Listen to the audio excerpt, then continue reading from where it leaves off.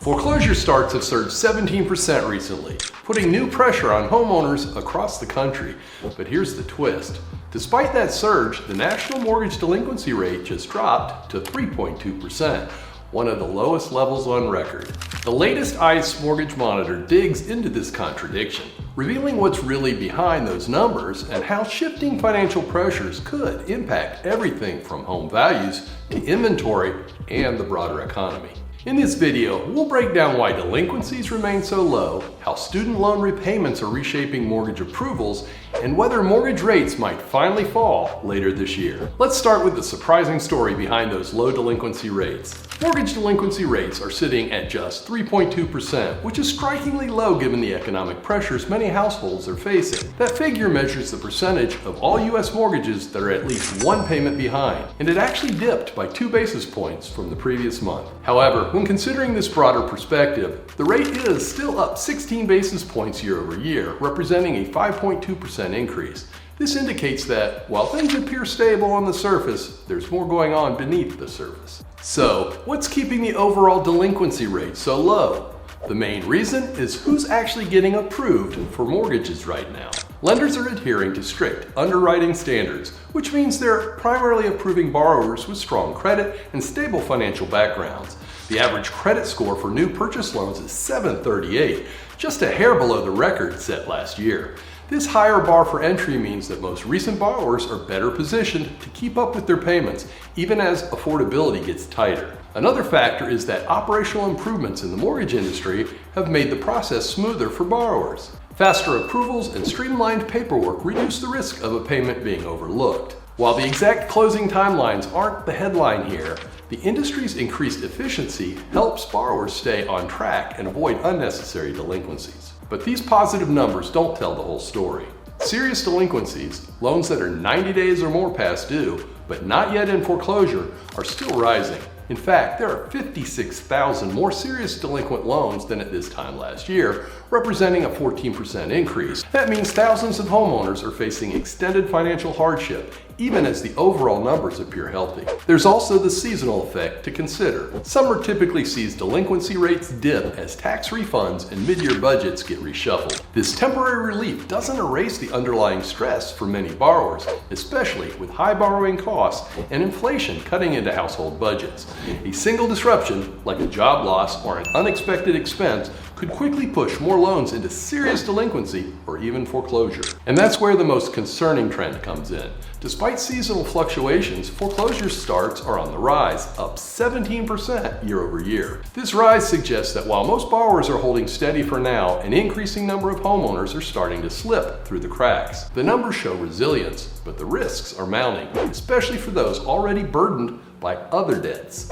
This brings us to a growing source of pressure for many households: the resumption of student loan payments. The intersection of student loan debts and rising foreclosure rates is putting a unique strain on today's homeowners. This double hit is especially pronounced for a sizable segment of the market. About 20% of all U.S. mortgage holders also carry student loan debt, but that number jumps to nearly 30% among FHA borrowers. These FHA borrowers, often first-time buyers with lower incomes and higher debt-to-income ratios, are feeling the pressure most acutely. Compared to the broader market, their exposure to both mortgage and student loan obligations makes them far more vulnerable to financial setbacks. Recent data shows just how quickly this risk is escalating. Serious student loan delinquencies more than doubled in a matter of months, rising from 15% in January to 31% by April. That surge means more households are falling behind on their student loans just as they're expected to keep up with mortgage payments. And the connection isn't just theoretical.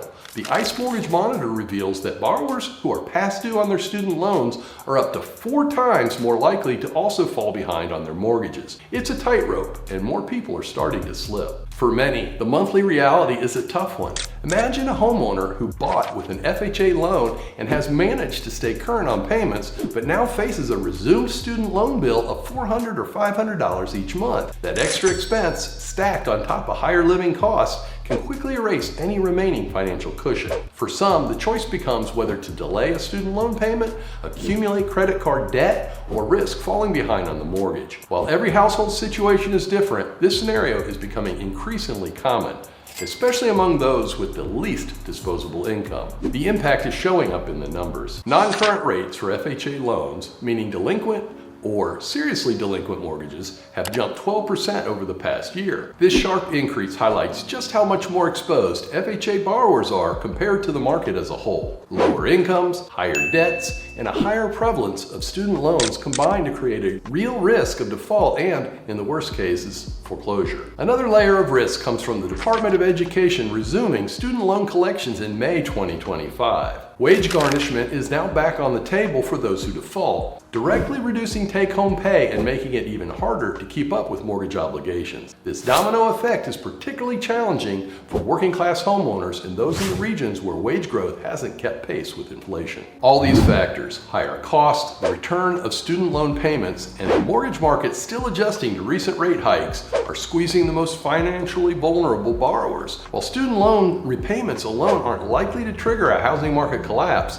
they are amplifying stress points for specific groups. The recent 17% rise in foreclosure starts points to real trouble brewing for those caught in this double bind. With these pressures mounting, many are looking for relief wherever they can find it. That brings us to the broader market. Shifts underway, changes in mortgage rates, and housing inventory that are reshaping what's possible for buyers and sellers alike. Mortgage rates shifted noticeably in June. The average 30-year fixed rate dropped to 6.76% by late June 2025, the lowest since early May. Futures markets are now implying that rates could fall further, with expectations settling just above 6.4% by December. This optimism stems from softer inflation readings and a stronger consensus that the Federal Reserve will cut interest rates at least once before the end of the year, with some analysts even projecting as many as 3 cuts. That said, global tensions and policy uncertainty could push rates up again before cuts materialize, so borrowers still face some unpredictability. Despite the back and forth in rate forecasts, buyer demand has stayed resilient.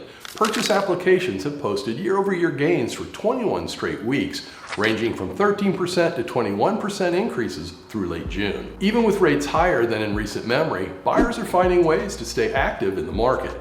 Much of this persistence stems from creative financing. Adjustable rate mortgages and temporary rate buydowns have both gained traction, offering buyers some initial relief from higher borrowing costs. Approximately 8% of borrowers in 2025 have utilized one of these features to make their monthly payments more manageable. ARMs offer a lower starting rate but come with the risk of future rate increases, while buydowns, especially the popular 2-1 and 1-0 options, temporarily reduce rates in the first year or two. These strategies reflect the growing importance of affordable solutions as buyers navigate a changing market. Turning to inventory, the story is just as dynamic. ICE reports that the number of homes for sale has surged by 32% compared to this time last year, closing the gap with pre-pandemic levels to just 13% below the typical level before 2020. This represents a significant improvement from the 34% deficit seen last year, and the pace of recovery has accelerated over the past 2 months. However, there's a catch. New listings remain 19% below the average for May in the years leading up to the pandemic. This means that while more homes are available overall, homeowners are still hesitant to list,